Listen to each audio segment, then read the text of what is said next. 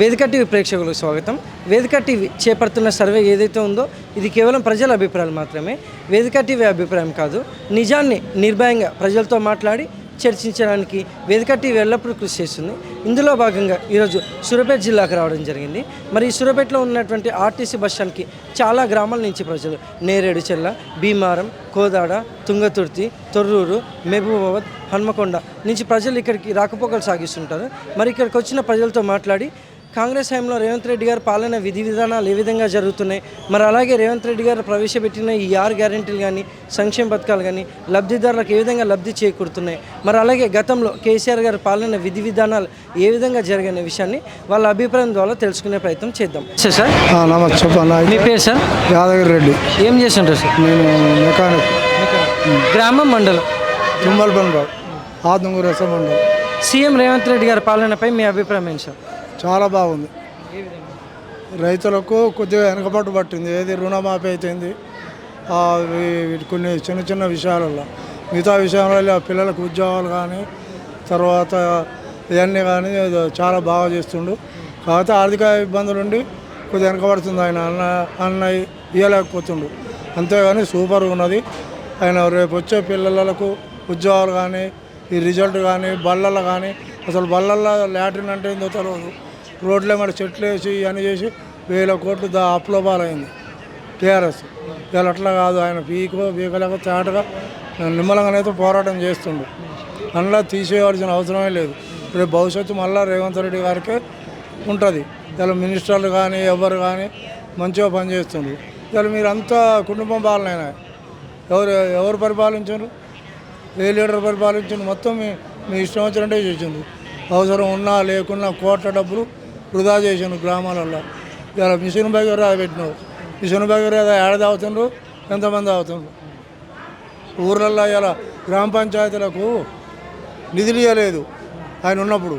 ఇలా ఒక్కోడు కొన్ని అప్పుల పాలై సర్పంచులు నానా ఇబ్బందులు పడుతుండ్రు. ఏమైనా పట్టించుకున్నావు? ఇవాళ రేవంత్ రెడ్డి చేయటం లేదంటే రేవంత్ రెడ్డి ఎక్కడి నుంచి చేస్తాడు? ఉన్న నిధులన్నీ అప్పులు కుప్పలు చేసి కాంగ్రెస్ పెట్టేటప్పుడు 40-45 వేల కోట్ల మిగులు పడిచెట్టు. ఇవాళ 6-7 వేల కోట్ల అప్పులు చేసినావు. 7 లక్షల దాన్ని చేసిండు. మరి ఆయన 33 చుప్పలు అయితే పడుతుండు. 100% ఆయన రేపు వస్తుంది. ఇవాళ పోలీస్ డిపార్ట్మెంట్ కూడా పోలీసు వాళ్ళు రేవంత్ రెడ్డి జీతకాలు ఇవన్నీ అంటుండు.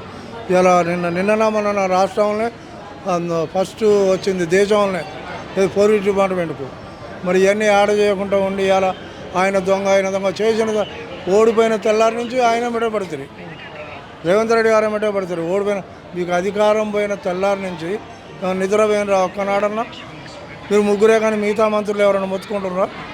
కవితక్క వీళ్ళందరూ ఈ మొత్తుకోవడాలే కానీ ఏమైనా పరిపాలన ఆయన దాగనిస్తుండ్రా? అయినా పోరాటం చేస్తుండ్రు. రేపు ఈ పిల్లలకు చాలా భవిష్యత్తు ఉంది. ఆయన పిల్లల మీద బాగా ఇంట్రెస్ట్ పెట్టిండు. స్కూళ్ళల్లో కానీ బళ్ళల్లో కానీ లాట్రిన్లు లేవు, తీయటందుకు నీళ్ళు లేవు ఊర్లల్లో, లేదు స్కూళ్ళల్లో. ఇవాళ ఏ స్కూలు ఎట్లుందో. అందుకని ఆయన పరిపాలన ముందు ఇంకా బాగా నడుస్తుంది. ఆర్థిక ఇబ్బందులే కానీ మంత్రివర్గం కూడా చాలా చక్కగా పనిచేస్తుంది. అది మనం ఇప్పుడు తెలియదు, రేపు భవిష్యత్తు మాత్రం చాలా బాగుంటుంది. మరి గతంలో కేసీఆర్ గారి పాలనపై మీ అభిప్రాయం ఏంటి సార్? ఏమైనా చేయలేకపోయిండు. అన్నీ కుట్రలకు వాటికి వీటికి అనవసరమైన చెట్లు వేసిండు. ఏడ చెట్లు బాగానే రోడ్లు ఏమంటే ఒక్కోసారి 5-6 ఏళ్ళు మా రోడ్డుకు అందరం చూస్తాం కదా. నువ్వు అసెంబ్లీకి ఎందుకు పోవడం లేదు? నువ్వు అసెంబ్లీ అంటే ఏందో తెలియదా? నీ బిడ్డ ఏంది? నీ బిడ్డ ఆస్తి. ఇలా నీ బిడ్డ ఇల్లు 270 కోట్లట ఇల్లు. నీ ఇల్లు ఏందో మాకు తెలుసు కదా. నీ ఇల్లు నీ కెపాసిటీ ఎంతో. ఇలా హరీష్ రావు ఇవన్నీ ఉన్నాయి కదా. 1000 కోట్ల ఆస్తులు సంపాదించండు. ఇలా ఉప్పులమాలు సూరు చేసిండు, బిఎన్ రెడ్డి చేసిండు, తర్వాత ఆయన చాలామంది చేసిండ్రు. ఎవరైనా ఇన్ని ఆస్తులు సంపాదించిన ఎమ్మెల్యేలు ఉన్నారా? ఎవరైనా ఇన్ని ఆస్తులు సంపాదించిన ఎమ్మెల్యేలు ఉన్నారా? చూద్దాం, ఎంక్వైరీ చేద్దాం. నా ఆస్తి ఉంటుందని చెప్పినా నేను ఒక్కొక్క ఆస్తులు చెప్పమని చెప్తాను. ఇలా మరి అలాంటి త్యాగపురుషులు చేసింది. వీళ్ళని వచ్చి ఆస్తులు కమ్మో సంపాదించుకుంది. రోడ్లు అమ్మరు, అవుటర్ రింగ్ రోడ్డు అమ్మిండట. ఇలా నువ్వు ఎన్ని భూములు అమ్మినా బొచ్చడు భూములు అమ్మిండు. ఇప్పుడు ఉస్మానియా భూములు దేనికి పెట్టిండు ఆయన? దేనికన్నా కంపెనీలకు ఏదన్నా ఇద్దామని పెడుతుండు. మరి దానికి అప్పుడే అమ్ముకుంటాను దేశం అంతా రచ్చ ఇవాళ లగడచర్ల పోయినావు, లగడచర్ల కలెక్టర్ వాళ్ళందరినీ కొట్టినావు. ఇవాళ లగడచర్ల ఏమైంది? వాళ్ళే స్వచ్ఛందంగా భూములు ఇచ్చుకుని వాళ్ళే ఇచ్చిన భూములు. ఆయన చరిత్ర చాలా పెద్దగా ఉన్నది. ఆయన ఎప్పుడు కూడా కోరుకోడు. కేసీఆర్ చేసినవి ఈయన ఎందుకో పెట్టుకోవట్లే. బీజేపీ వాళ్ళు బాగానే మొత్తుకుంటారు. మీరు ఒక్కోటి తీసి ఆ పోలీస్ డిపార్ట్మెంట్తో మొత్తం ఎంక్వైరీ చేస్తే ఇవాళ వాళ్ళు పరిపాలన కాదు, బయట కూడా తిరగలేరు, వాళ్ళకి జైలు పాలవుతారు. అట్లా ఉన్నాయి ఆ పరిస్థితులు. అట్లా ఉన్నాయి. ఇవాళ చాలా క్లిష్టంగా ఉన్నది పరిస్థితి. ఆయన ఏం లేదు. రేవంత్ రెడ్డి గారు 99% పర్వాలేదు. ఇలా పోరాటం చేస్తుండు, చాలా పోరాటం చేస్తుండు. ఇలా కాంగ్రెస్ అనే లేకపోతే ఏదైనా పెట్టుకోవద్దు. ఇలా ప్రజల కోసం మాత్రం, పిల్లల కోసం ఫస్ట్ పాయింట్ ఇస్తుండు. గ్రామాలల్లో ఇవన్నీ బాగా పాతకపోయినవి ఉన్నాయి. 10-15 ఏళ్ళ నుంచి పనులు చేయక లేక ఇలా గ్రామాలల్లో ఇంకొక 2-3 నెలల్లో 4-5 నెలల్లో చాలా తేడా వస్తుంది. ఆటోమేటిక్గా అందులో ఏమి వంక పెడుతున్నట్టు వీళ్ళే. Thank you sir. సార్ మీ పేరు? ఊరే ఇంకే. ఏం చేస్తుంటారు సార్? వ్యవసాయం. గ్రామం, మండలం ఎక్కడ? కేతుపల్లి. సీఎం రేవంత్ రెడ్డి గారి పాలనలో వ్యవసాయదారులకు ఎలా ఉందంటారు? దానిపైన మీ అభిప్రాయం ఏంటి సార్?